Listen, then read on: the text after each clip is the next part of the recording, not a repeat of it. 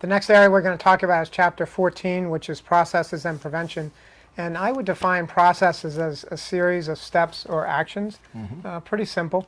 And the question that we left with last time was, what's an example of a process that you follow every day, and what would happen if you, as a result, you stop this process?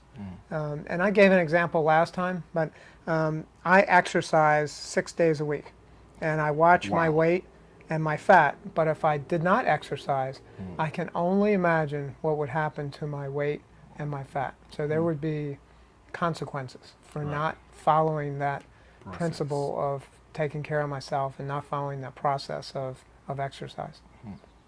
So the key takeaways with processes are, I really like processes because they do help you stay on track with your goals, especially your long-term goals.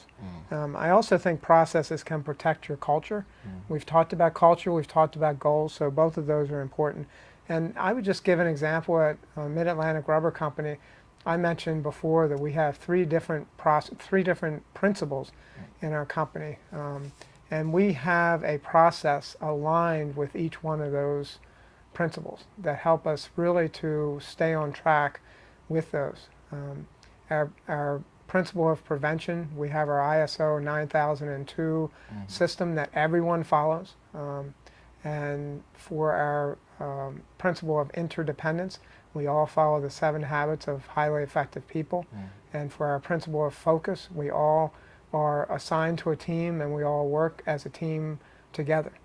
So it's really nice having those 3 different processes and they're aligned with our principles.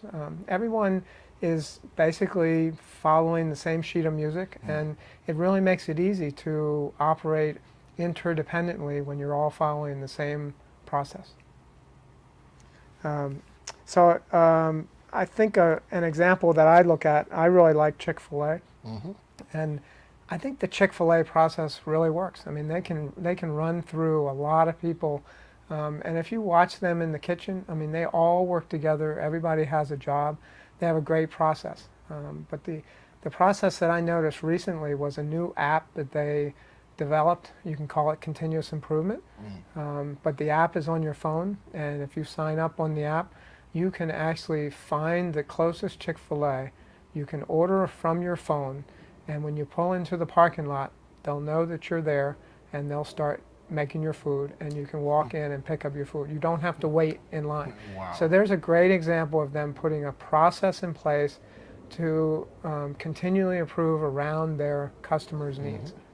So I really like that Chick-fil-A example. The other personal example I have is the first class that I went to for Franklin Covey was for the Franklin Planner. And the Franklin Planner was basically a notebook binder for really keeping your life in order. And they had 2 rules about the calendar. And I never forgot this rule. The 2 rules were, one, that you could only have 1 calendar.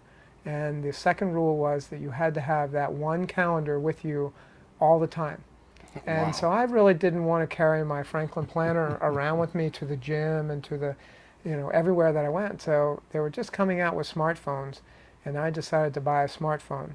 And the reason I bought the smartphone was because it had the calendar, it had my contacts, it had a to-do list, and it had a place to take notes. Now I had my phone with me all the time, so it satisfied all those rules. And so my process is I always have my phone with me, and I can sync with my wife's calendar and the family calendar once a week. And I'm always on schedule, and from a prevention standpoint, it prevents me from ever having schedule conflicts or any relationship problems that have to do with my calendar or to-do list, because I tend to remember things because they're on my to-do list. So I think that's a really good process for me to follow.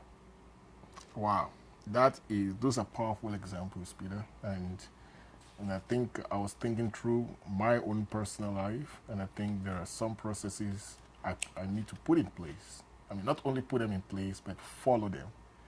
Because one thing is to have something like an SOP or have something like procedure, but write it down but never follow it. Yeah. So I think it's a great thing to have a process. And I remember John Maxwell when we asked John Maxwell that, so how do you manage to write all these books? He said, every day I write, every day I read, every day I study. It's just a process that he knows he has to do it every day, Yeah. and we can see the result. So process really works, people. You want to be successful, you want to go from rust to trust, have a process in place.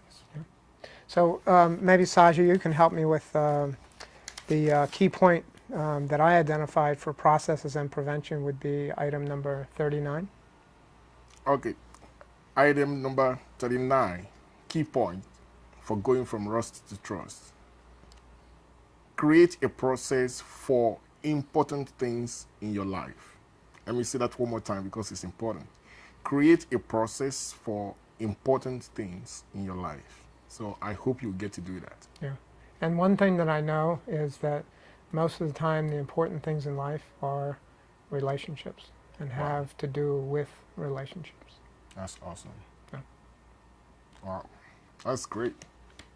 I love it. Thank you.